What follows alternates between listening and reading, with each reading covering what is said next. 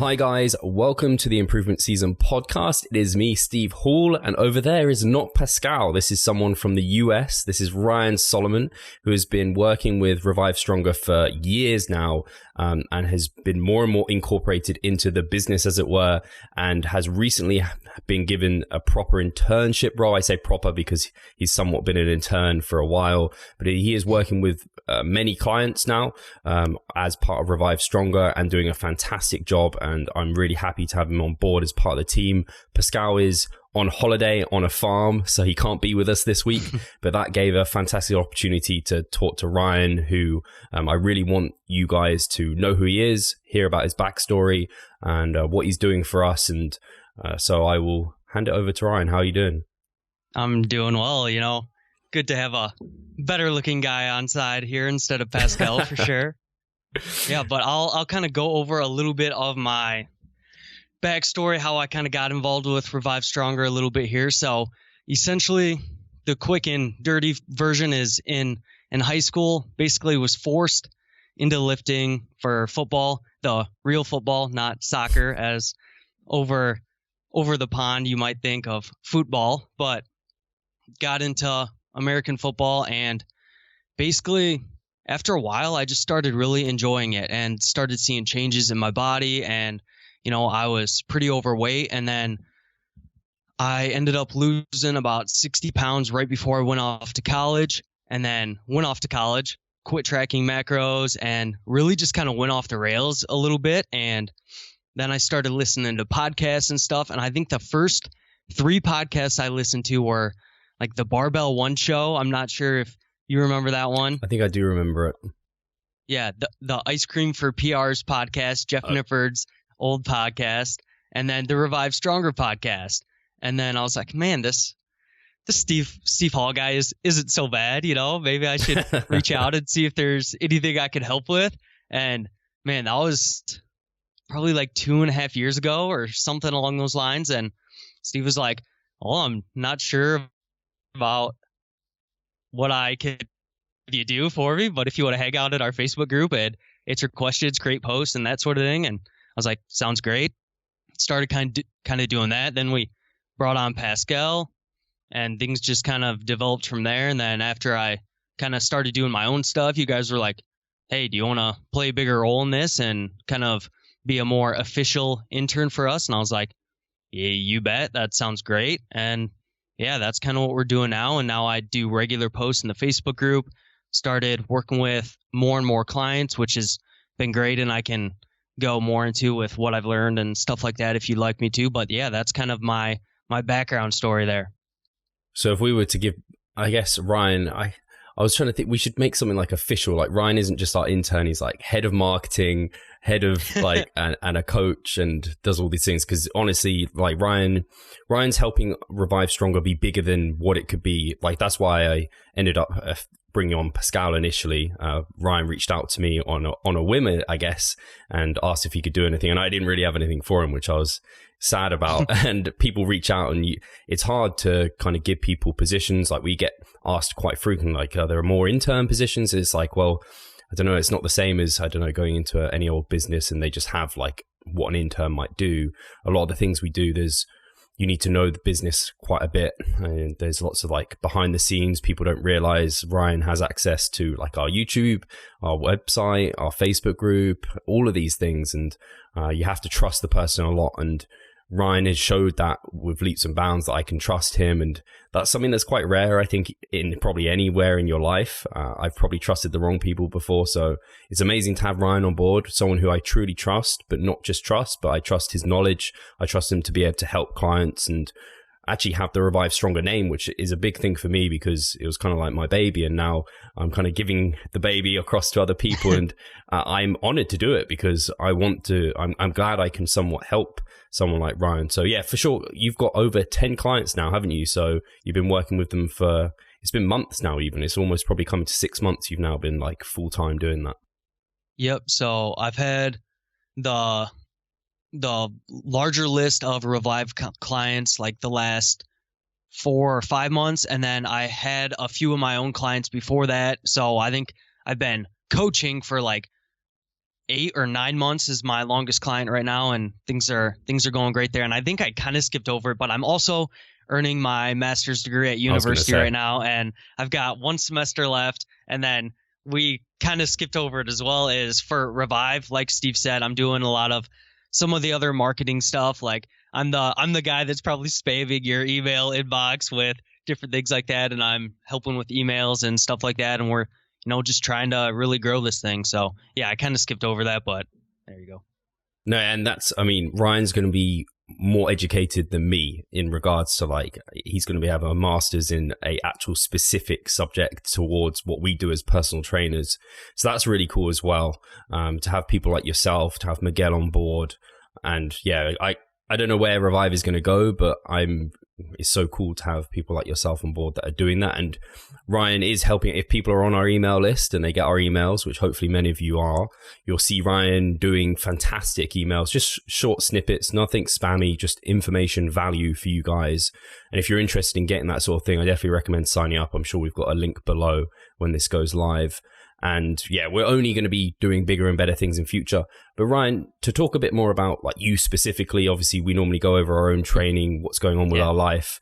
Apart from your studies, kind of what are you doing with your own training, nutrition? What's that looking like?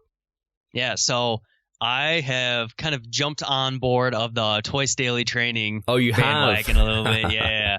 So this last semester in university, I was getting to the point to where my sessions were an hour and a half, 2 hours, especially at the end of my mesocycle. And I was like, man, I'm kind of at university all day. It kind of stressed me out to be thinking about my longer session at the end of the day. And I was just like, what would be a decent way to split this up? I'm on campus all day. It really wouldn't be that difficult for me to do a quick session in the morning, and then I literally walk by the gym again when I go to my car to go home. So it wouldn't be that bad to do another quick session before I left. So I started splitting things up into like my first session from like 7 to 7:45 in the morning, and then my second session from like 4 to 4:45 when I got done on campus and stuff like that. And I have really, really enjoyed that. And that is 4 days a week. So I split it into an upper lower off, upper lower. So twice a day. And I've started doing some like frequency of more like 4 times a week. So on my lower days, I'll also do like some push-ups or some dips, usually some body weight, upper body movements, and some pull-ups. And then same thing on my second lower body day. And then usually for my lower body, it's just twice a week. But that's kind of how I've been structuring it there. I don't get too caught up in like super like fast digesting carb sources, even though I am training twice a day, just because my sessions are still like 8 to 9 hours apart. So I still have a little bit of time there. So I don't necessarily worry about it a whole lot. And plus I like to have my oats and feel a little bit fuller anyways. So that's kind of how I approach it. But yeah, that twice a daily, 4 days a week is kind of the structure I'm on right now. And I guess I think part of the reason, like, it's more important for me, I train like mine are like 4 hours apart, not double. Yours are double that, so you can get in a number of meals, which is really cool. And I'm often training like, I don't know, push. So it's like I train my chest in the morning and then triceps in the evening. So my triceps need to somewhat recover a bit more, but I guess you're splitting yours. Are you doing like upper and you're doing like your chest, and then later you're doing your back, or how are you splitting that one up? Yeah, so actually in the morning, I'll do chest and back, and then the afternoon session will be biceps and triceps. Okay. So I particularly really like that because I can be very efficient with my training, and I won't superset my very first like compound lifts. Like it's usually a bench press and a row. I won't superset those just to really focus on progressing those. But once I start moving into like cable rows or pec flies and stuff like that, then I will have those antagonist supersets, and that really helps me be nice and efficient. I can get a lot of volume in a little bit of time. And, there's arguments to whether this is quote unquote optimal or not. And my stance is kind of like, well, if I can maintain performance pretty well with this and do the antagonist supersets, then I can probably just make up for maybe a little bit of the stimulus I'm losing potentially from the performance. I can make it up with a couple additional sets because I'm saving so much time. So that's kind of my approach to it. So that's kind of what I like. Yeah, I think with a lot of those, like just like the fast digesting carbohydrates and things like this, they're things that are smaller priorities necessarily, like supersets versus not. I think when it's an antagonist superset especially, it's like, I don't know, even if it was slightly less optimal, could you even notice it? And you can certainly still progress with it the way you're doing it. So that's really cool. And are you cutting, massing? Yep. So I am back into a mass phase. So Good. I wrapped up about a year and a half of massing. I put on like 40 pounds, and that was it's kind of sucks to look at it now because that's probably the most productive training I'm ever going to have in my entire life. But from the looks of things, it looks like 12 to 15 pounds of probably pretty solid lean mass over those couple of years. So that went really well. Then I did a little bit of a diet to, of course, take some of that fat off from the 40 pounds. And now I'm back a couple mesocycles into a gaining phase. And, you know, I'm almost to the point now to where I'm like more or less pretty kind of cool with where I'm at. Like my goals aren't necessarily to be like ultra competitive bodybuilder at this point anyways. Like I say that now, but in 3 years when I see, you know, Pascal, you, Miguel potentially all hitting the stage, will I want to? I could see that happening. But like right now I'm in a really good spot, and it's like my training is because I enjoy it and the things that come with that, rather than like out of, like in the past, it's been training out of like insecurities and just like, I don't like the way I look. And, you know, my training has gone a lot better because of that now, because it's like I can almost hold myself back easier now because I'm not training from that, I don't want to say that place of weakness, but that place of, you know, a little bit more insecure and thinking that just going in there and going as hard as I can is going to, you know, change the way I look the best, you know? Yeah, I think that's really refreshing. And it's actually something I introduced to a lot of my clients this week already in their check-ins, was something that James Hoffman went over this weekend. Was one of his presentations was like balancing physique with lifestyle. And he had like 4 people. He had like, I think it was the professional, the brofessional, then it was like the gym rat, and then the health nut. And these were all like, what percentage do you put towards your physique goals versus life? And the health nut was like 50-50, then it was like 75-25, and then it was like 85-15, and then 95-5.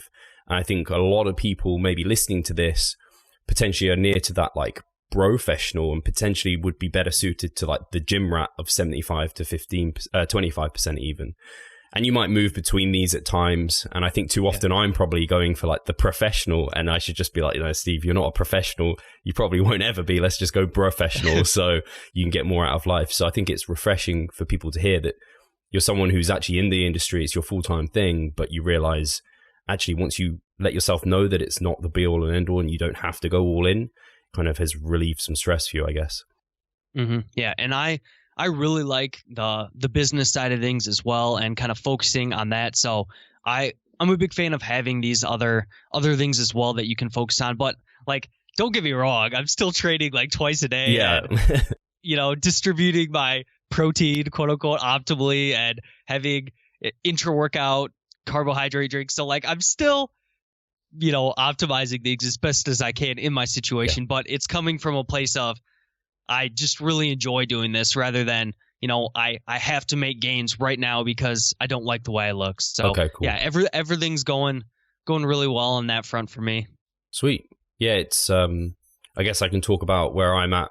So we just had the RP seminar, which went incredibly well. It went as well as we could have hoped.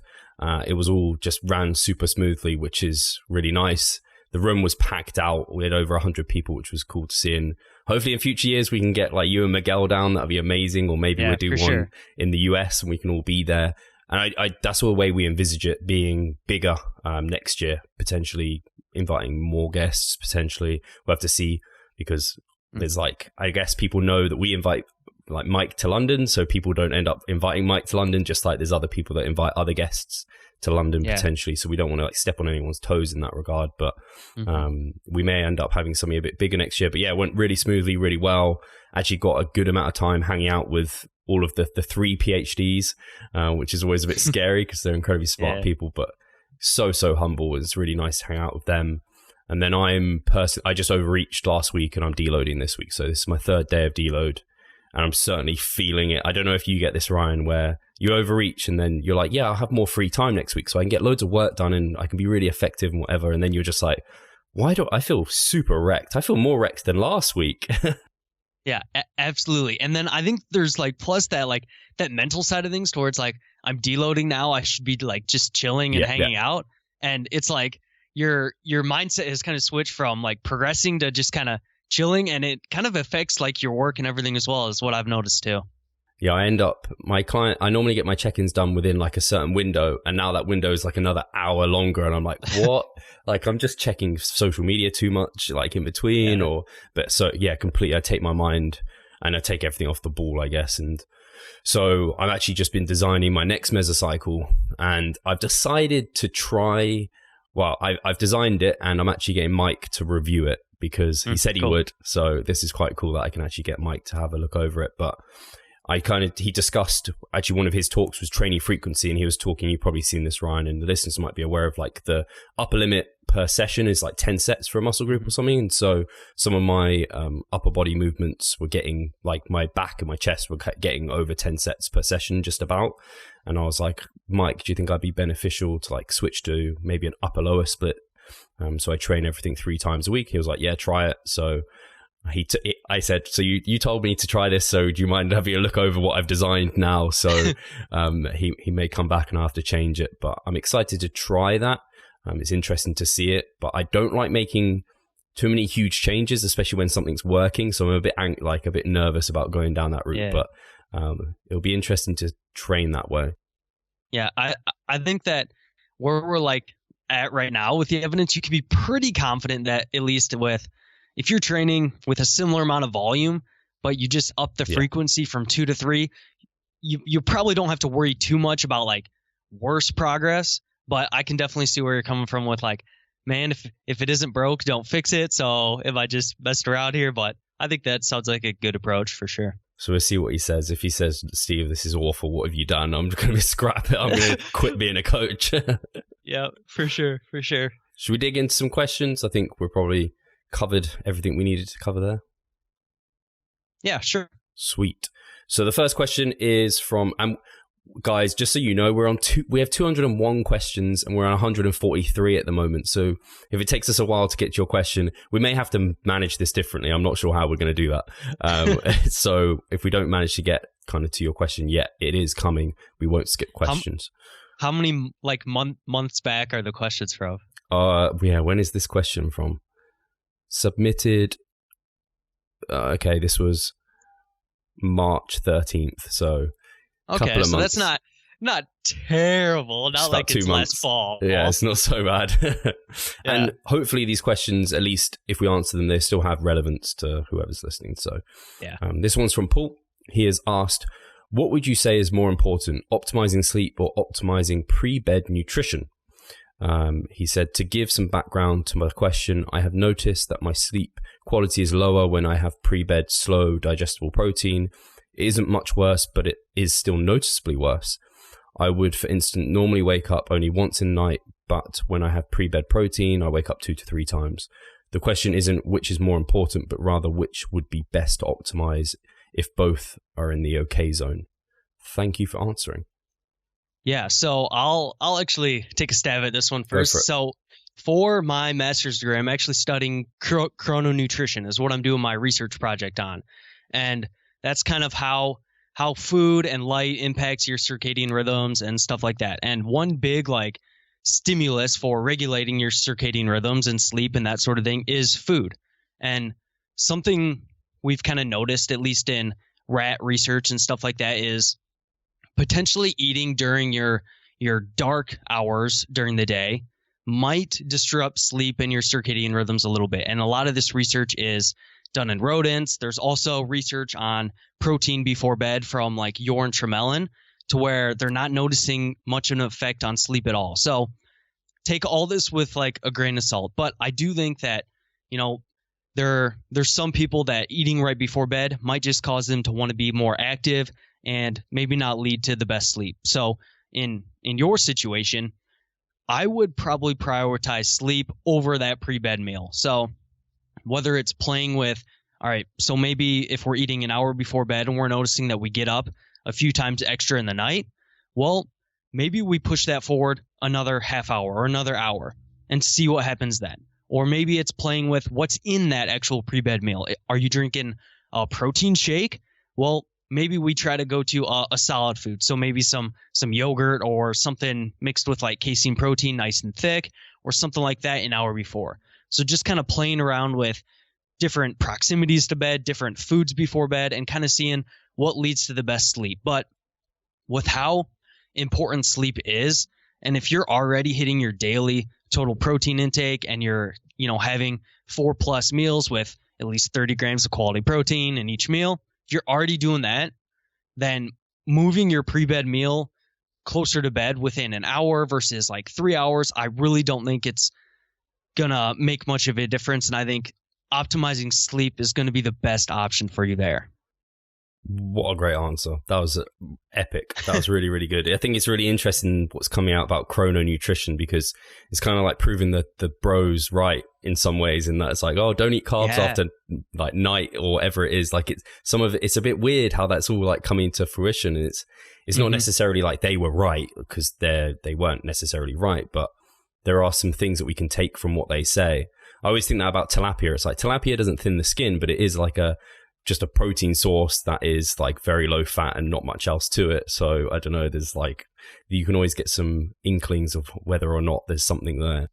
Yeah, absolutely. And I was like, while I was writing my lit review, like the first draft to send over to my professor, and what's kind of side note, my professor is an RP strength coach. Oh, is he? Wow. Yeah. So that's pretty sick to have a coach that's like super queued up to all this stuff. But anyways, while I was writing it, I have a section in there like meal timing and body composition. And man, there's some stuff in there, especially in regards to chrononutrition, to where I was writing it, I was like, man, this is not like what the accepted meal timing thing is right now. Like, usually people like, if you hit your daily total protein and you distribute it a little bit, you're probably fine. But there's some things in there on like pre-bed meals, and maybe even eating a little bit more in the morning, distributing your calories earlier in the day could be beneficial for body composition and sleep and that sort of thing. So there's definitely starting to become more and more research on this topic, especially as it relates to like shift workers throughout the night, if they can, have better habits without having to like totally change their schedule and stuff like that. But yeah, there's definitely some interesting things coming out, but I think that there's a lot of things to discover yet, for sure.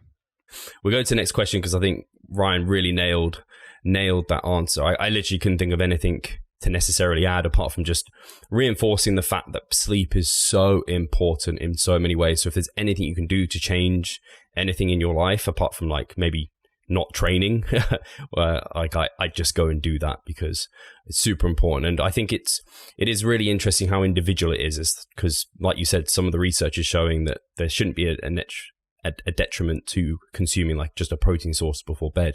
Like John Tromlin has seen that, but if you experience that, then it's something to consider. I'd also maybe just consider, well, actually, I guess we have to take that for what it is. Just, I know when I'm dieting, my sleep's just always blanket worse, and the longer I'm dieting. But he said he compared it directly of when I have it and when I don't. So I assume it's just in that vacuum is fine.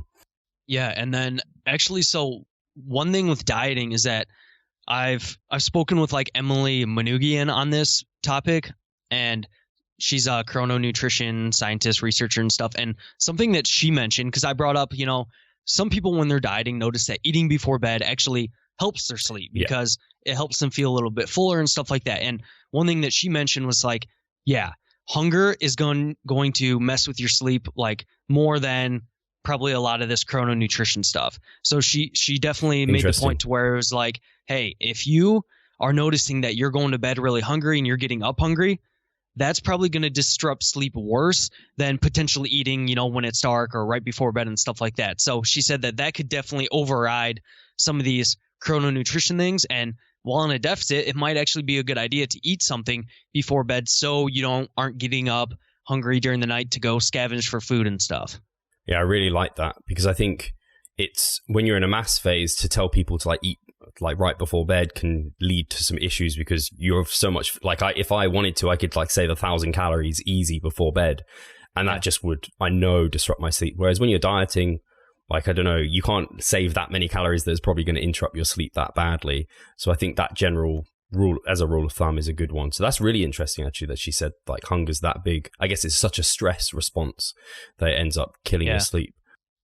Yeah, absolutely. And I think like while you're massing as well, like I think you're more likely to get up during the night like sweating or something like that because you're trying to process all that food. But while you're dieting, you just don't have to worry about that as much, because for me anyways, I get freaking cold when I'm dieting. And so when I have that pre-bed meal, it actually helps rather than hurts things. And then while massing, it's like I get up in the night sweating and it's just bad.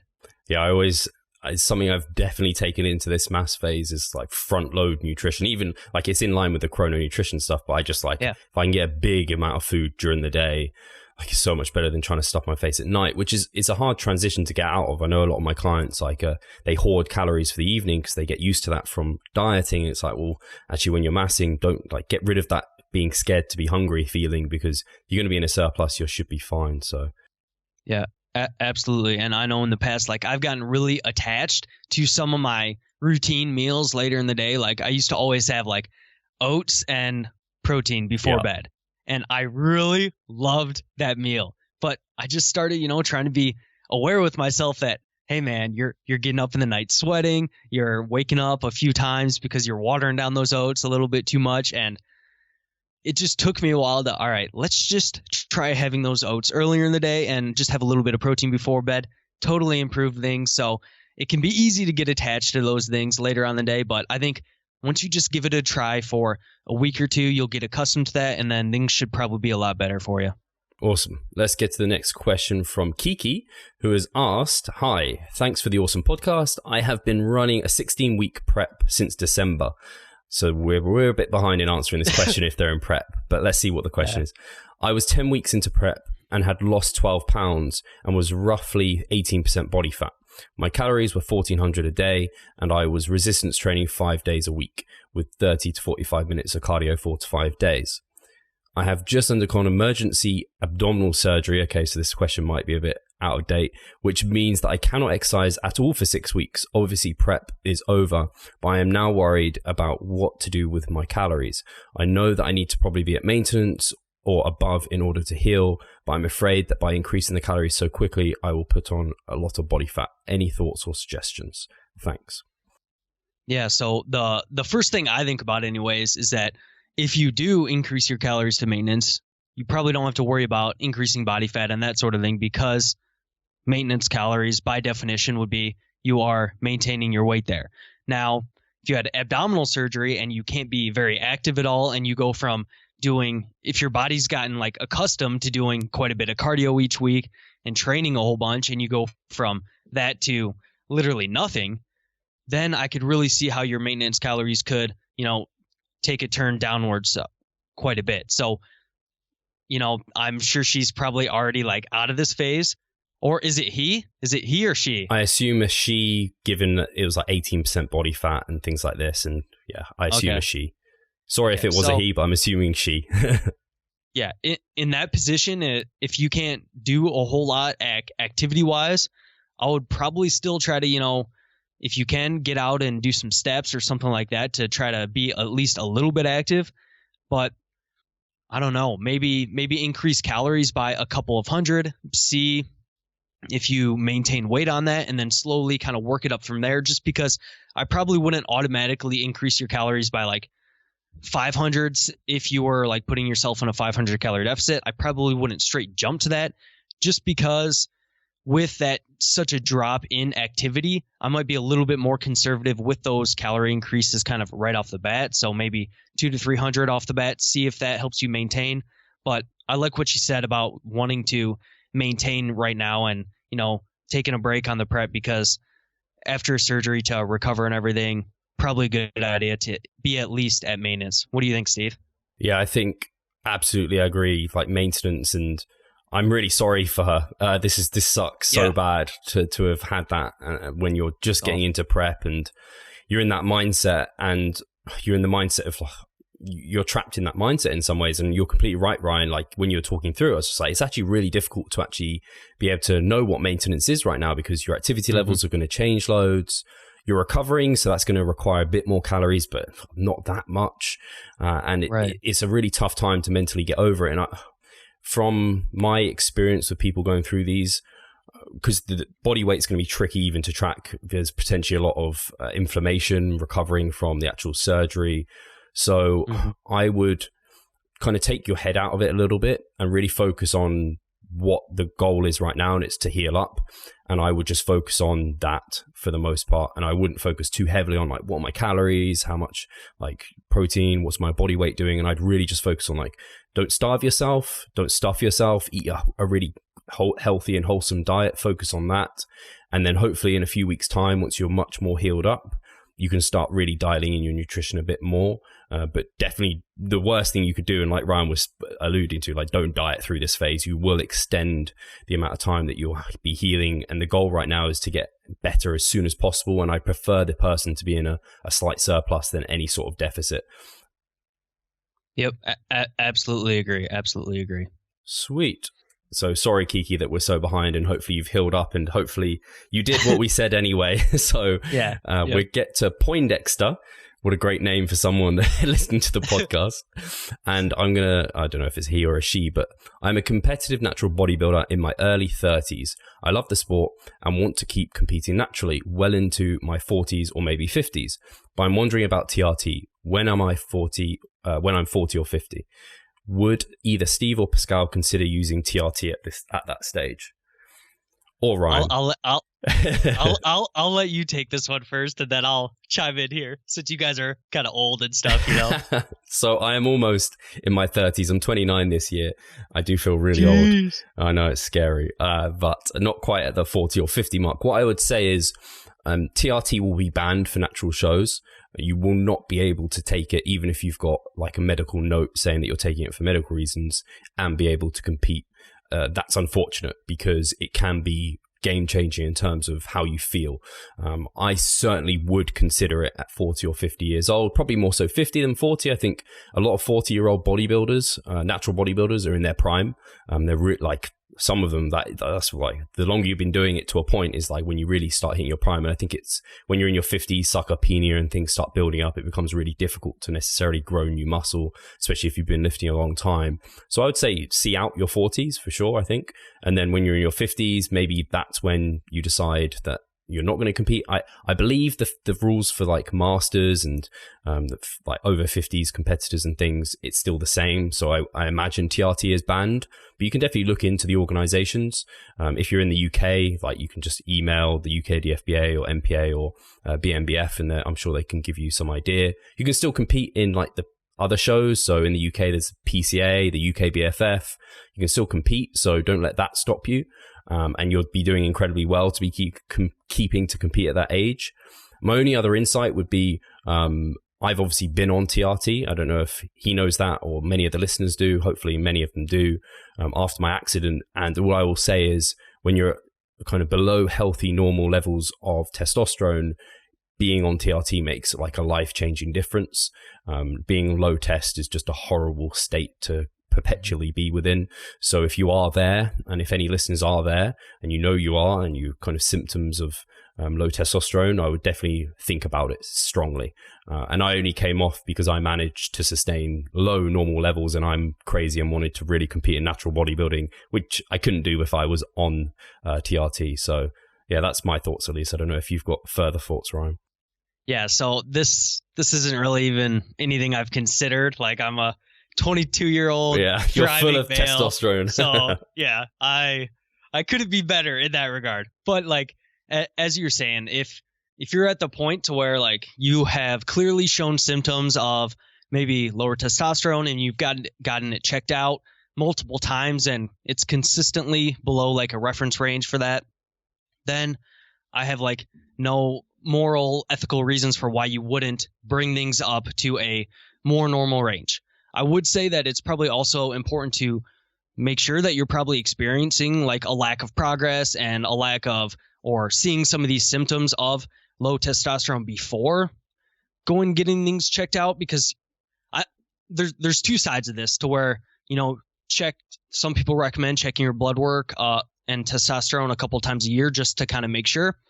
And I'm not sure if I would want to check my testosterone if I'm not seeing any symptoms of it and not seeing any sort of that thing, just to check and see. Just because I think that this kind of comes back to like a little bit of the nocebo effect or placebo, to where like there's been research on where people have been told they have like a bad gene for certain physiological trait. And even the people that were told they had this gene but didn't actually have it saw physiological changes in accordance to what they might expect. So that expectancy plays a huge role. And Miguel wrote an awesome article on the placebo effect, to where you guys can go check out at revivestronger.com. Quick little plug there.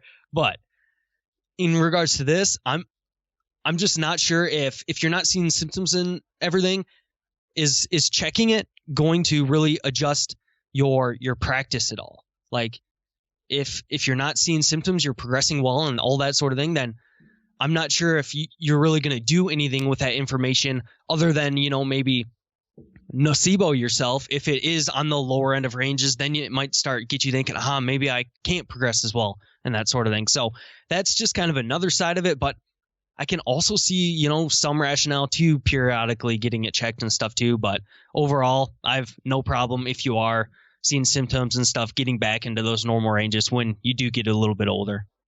Brilliant. I agree. I think, especially for like natural trainees, the body's very good at keeping itself healthy. If everything seems healthy to you and you're doing all the right things, and like progress and everything in your life is going well, like I don't think there's a necessity to be checking your blood work all the time. And I think actually, like you said, sometimes, I don't know, the test could come back completely wrong even. Like you don't even know. Sometimes they can have some errors, and especially testosterone, like you said, it should be multiple readings of low, not just a one-off, because that could be just a one-off time that it was low. So awesome. Mm-hmm. Next question is from the lifting lawyer. So he has said, or she has said, I never use a belt on a squat, bench, or deadlift. Am I holding myself back? I just do not feel like I need or am strong enough for a belt. I do 350 pounds times 5 on a squat, 275 pounds times 5 on a bench, and 445 pounds times 5 on a deadlift. I feel these weights are not that heavy and therefore a belt is not needed, but maybe I am wrong and holding myself back. Those sound like some pretty solid lifts there, to be honest. So I honestly don't think that someone needs to be at a certain strength range anyways to start using a belt if they'd like to. And I generally see a belt as more so a win-win situation, to where it's like, okay, the belt can probably help you potentially overload your muscle a little bit better, and it can potentially help you keep a little bit better form with bracing and that sort of thing. So I would have no problem using a belt when you're less strong and that sort of thing. And I think a belt can potentially help. I would say, though, that if you're progressing just fine and things are going really well, you don't really feel like you have a need for a belt and you're making progress, then maybe you don't need to go that route. So, and there's also an argument to where sometimes maybe doing a little bit of beltless work isn't a bad idea, because it might save a little bit of your systemic stress because you're not loading as much with the belt. But then the argument is, do you overload your muscle as well? And would you just get more with wearing the belt? So there's a lot of different things, but I would say if you're progressing, maybe it's not something you really have to worry about, but it might be a good time for trying to belt out and seeing how you like it. Yeah, I'm along the same thoughts as you. I think it's funny. It's like straps are similar in like a way. Like people are like, oh, I'm not strong enough to use straps. I don't think it's quite the same. And I understand the rationale, like not being strong enough to use a belt. I don't think it's like you. I think it's not a case of being strong enough. I think it's being aware of how to use a belt. If you can use a belt effectively, then I think it can be incredibly effective. For me personally, squats, a huge difference between wearing a belt and not wearing a belt. Deadlifts, not that big, but especially on squats. Bench, I've never worn a belt. I don't know if you've worn a belt for a bench before, Ryan. I went through like a powerlifting stint a few years back, and I just tried it out, and I actually kind of liked it. But I haven't continued that with going into more bodybuilding, because I usually do like superset my bench with other stuff, so it's just chaotic to wear a belt. So yeah. Yeah, I think for some movements where the lower back becomes a real issue and like core stability is such an important aspect of the lift, like a squat or a deadlift, I think a belt can be so powerful. And especially because I know if I try and squat or deadlift beltless, my actual lower back then probably normally becomes more fatigued. So I think I think there is, for some people, it might end up to being more systemically fatiguing in some ways wearing a belt, but for some, I think maybe wearing the belt saves some systemic fatigue potentially. So I would just suggest trying it, see how he likes it. For the most part, I think it can be a more beneficial thing than a negative thing. Yeah, absolutely. I think that was a good point to where it probably ends up washing out, because without a belt, you might use a little bit less weight and still get a decent stimulus on the muscle, which could be beneficial for systemic fatigue. However, it might be more fatigue on your lower back, and your lower back you'll probably use on a ton of movements. So it might save your lower back a little bit. So it might end up kind of evening out in the grand scheme of things. Cool. Let's get to the next question, which is from Eric, and he has asked, realizing there are many factors in play, but if we assume a weightlifting day burns an extra 250 calories and say you knew exactly 3,250 available calories are needed to add optimal muscle during a bulking cycle, would you recommend consuming 3,250 calories on off days and 3,500 on workout days? This should deliver exactly 3,250 usable calories per day. In the same way, if you went hiking and burnt an additional 1,000 calories on the day, should you eat 4,250? Yeah, so the whole calorie cycling and trying to really pinpoint your calories to your activity levels. And I think that this is just kind of a lot of minutia that's probably not going to end up mattering a whole lot. And I also think that it's great to think that, you know, I work out and I burn more calories, but there's also kind of the back end of that to where maybe you work out and you bob your foot less throughout the day and you do these other things. Your non-exercise activity goes down a little bit. And, you know, some of the research on like constrained energy expenditure to where like the body's pretty dang good at regulating its energy output in a fairly like consistent range from day to day, which probably makes the point to where, you know, while going through like a gaining phase or something like that, and a more even calorie intake across days is probably going to be a pretty solid approach for most people. I would say, though, that if someone notices that they're just naturally quite a bit more hungry on the days they train and everything evens out pretty well and they are still gaining at the rate they want and they're more hungry on those days and they think that it potentially helps them, you know, have a intra-workout shake or something like that, and they use the calories for that, then I think that's fine. I wouldn't be too worried about it. Like if someone was already doing that, I wouldn't say to stop doing it, but I also wouldn't try to necessarily really try to be exact matching your energy intake to your energy output, because there's so many different things that can kind of play a role into that. I think that was a fantastic answer. I think I'm completely along the same line of thought, and I get it kind of almost, it's one of probably the things that are a bit of a pet peeve of mine when I see people trying to match their energy expenditure to their calorie expenditure, calorie intake and things like this. It's just like, it's like that's the definition of like fuck around-itis for me, is trying to do those small little things, which in reality, we don't have that much control. In fact, we can't even control our calories toward that degree. We can't know we've consumed a certain number of calories. There's percentage error rates, especially if you're eating out. Like there's so many things that could just change. So it's so difficult. It always comes up with like deload weeks because people are training less, so they think they need way less calories. But I end up going for like another walk that maybe I wouldn't normally, and end up like, I don't think the calorie difference between a deload workout versus another workout is so huge, especially then when you take into consideration what happens when you're in an overreaching week and after you train, what do you end up doing? Probably sitting down, chilling, that sort of thing. And then we have to consider the recovery cost of that, also the days following. If they're looking into the research now and seeing kind of muscle growth, like delayed muscle growth, you think, well, you cut your calories in the weeks after, like a week after when you're deloading, potentially you're missing out on some potential gains because there's actually some delayed kind of repair and recovery going on. So people try and match it up a little bit too much, which I think just leads to anxiety, a bit of stress when it's just not warranted. I just always come down to Broderick's no bullshit averages over time, and it always works out. And you see people doing all this fancy stuff. It's not warranted, but I definitely think your point about preference is a big one. Like if people want to end up eating a bit more on a training day because they feel good for doing that, or they're a little bit more hungry, makes complete sense. So I think, yeah.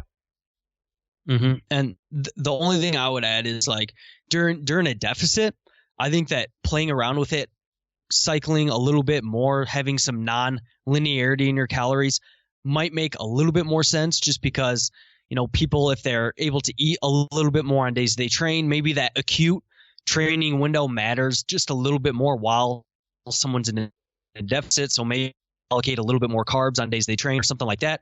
But like you said, in general, averages over time is probably going to be the best approach.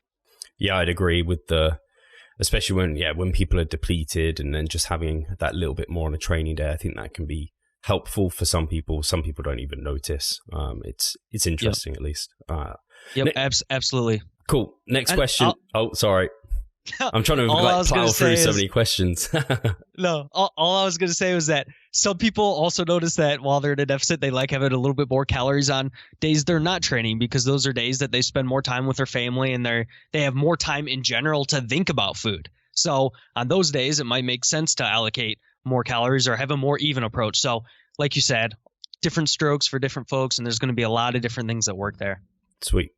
Next question is from Alex. So he has asked, it is recommended having a cementing period after a hypertrophy phase before entering a cutting phase in order to cement the gains you've made.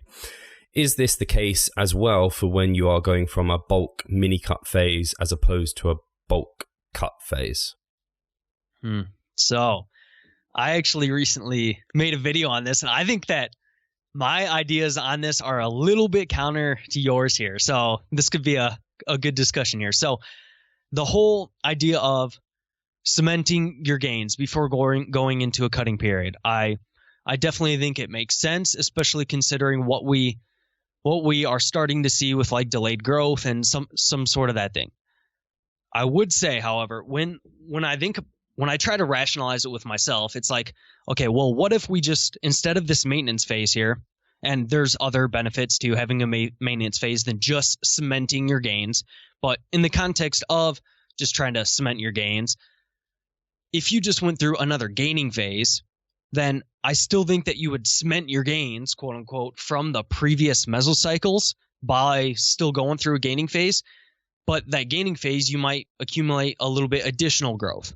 However, if you don't cement your gains from that gaining phase, then maybe you do lose a little bit. But theoretically, let's say you go through a gaining phase instead of that maintenance phase, put on another half a pound of muscle. That would be pretty solid gains there, but just theoretically.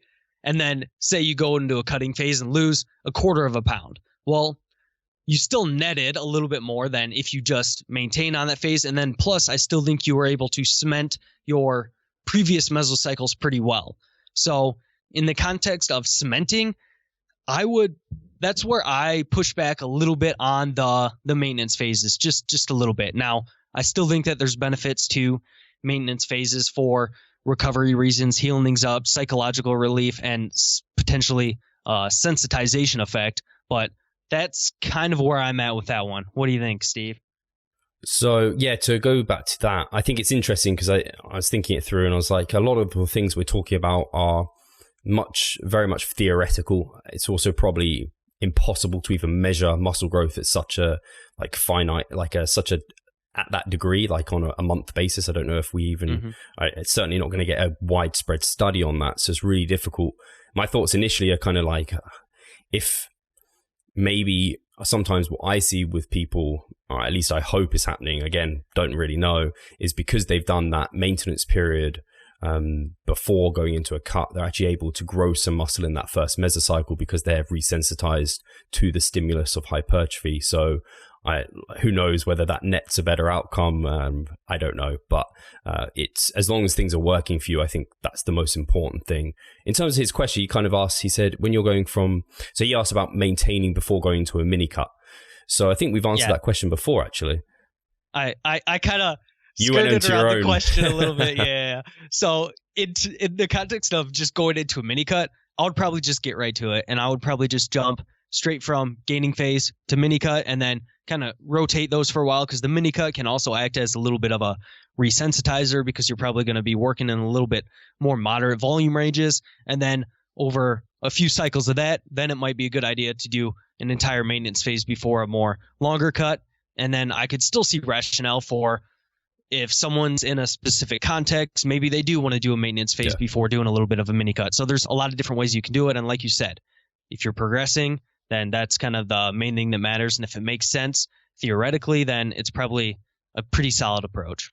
Yeah, I agree. I think you can make a rationale to not to not maintain before going into a mini cut, but you can certainly make a rationale doing a maintenance phase before a mini cut. Like, that's not out of the question.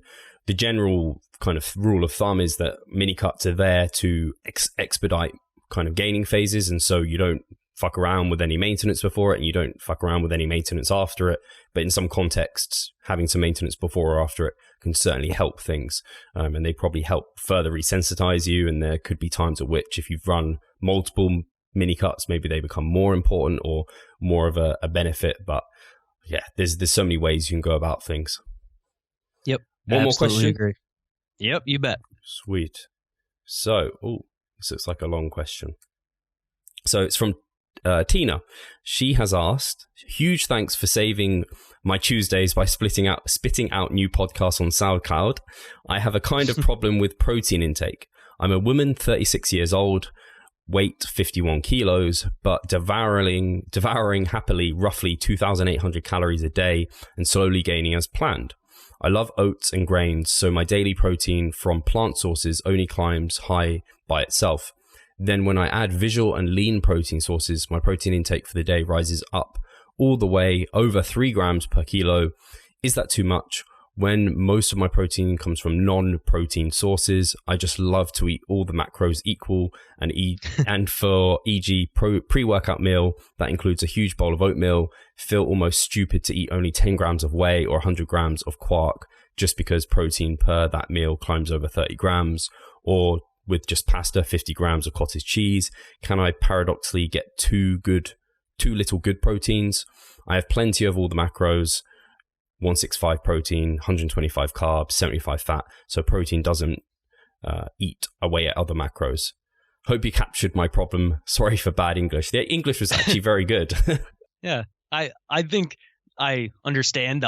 The premise of the question sounds like basically quality protein spread throughout the day. And I think that in her context, I really wouldn't be worried about, having around 3 grams per kilo of protein. I don't think that the research tends to suggest that is going to be plenty safe and plenty healthy. Like even upwards of beyond that can be plenty healthy. So in the context of generally healthy kidneys and that sort of thing altogether. Now, I think that what I would do in this situation is probably just supplement each meal with at least like 20 to 30 grams of a quality protein source. So like if you are having a big bowl of pasta or something like that and getting 20 grams of protein from those grains and stuff, I would probably still make sure in that meal to have 20 to 30 grams of a quality protein source that has, an ample amount of leucine in it to get that maximum response. So I wouldn't worry about it a whole lot if your protein intake is getting up a little bit higher, and I would just make sure to get that quality source in there, 20 to 30 grams at each one of those meals. Cool. Yeah, I think it's really interesting to me. I see that's the way I go as well. I know Broderick basically just like counts all protein, and he's like big on pasta and things. So like there's a lot of lower quality protein there, and by lower quality, and when she's saying kind of like I think she was saying non-protein sources, so it's like they just don't have a full amino acid profile. Mike Israetel also kind of alluded to, and I think I agree with him, that the leucine threshold kind of maybe doesn't make sense fully in that the body doesn't work like that maybe, and some of the what's it called, the meal frequency studies don't allude to that being necessarily true. But having said all of that, I ended up, because when I go high carb, my carbs, and I end up getting tons of like ancillary protein along with that, like from the whole grains and things, even from like vegetables, like you get a fair amount of hit of from that. And like even I think a bagel has like 10 grams of protein or something ridiculous for a bagel. It's like, well, I can't eat 2 bagels and expect that to be like maximizing my muscle protein synthesis. So when taking all that into regard, I came up with a little bit of a handy rule of thumb for at least myself. And when I apply it to clients, it seems to work out pretty well. For every 100 grams of carbohydrates you consume, you roughly get about 20 grams of protein from that, depending on the carbohydrate source. Some will be higher, some lower. And then I would say about half of that probably can count towards your protein intake. Like it's not just wasted, it still has some amino acids within there. So then I take 10 grams of that and add, for every 100 grams of carbohydrates eaten, I add 10 grams to someone's total protein intake, which I set at 1 gram per pound. So that's the way I would go about things. So if she's at 325 grams of carbs, I'd end up adding 30 grams to her needed protein anyway. So that gives a bit more flexibility. It theoretically optimizes things from like a sufficient high quality protein aspect. And like she said, it's not fun eating a whole bowl of oats with like a teeny bit of protein, or like a bowl of pasta with like just like a sprinkling of cheese on top or something. You feel like you're not a bodybuilder, do you? You're just like half of a chicken breast. Yeah, that's not cool. Like that happens sometimes when you're peaking or like on show day or something where you barely need any protein. But even then you feel like, what am I? I'm not a bodybuilder. I haven't even eaten a whole chicken breast in a meal. This is just wrong. But I think you're like Ryan alluded to with the high protein studies that have come out from Jose Antonio's lab, like they've gone over that intake and been healthy. And like you said, she's eaten plenty, 300 grams of carbs, 75 grams of fat. That's not a small amount. So I don't see a problem with it at all. Yep. I think that the cost to benefit ratio here is, why not have a little bit more protein just in case? Like, I don't think it's going to be something that's going to harm you, and could you get away with a little bit less? Maybe, but it's probably not going to be any detrimental, and could only be something that is good for you. So I see no problem with that.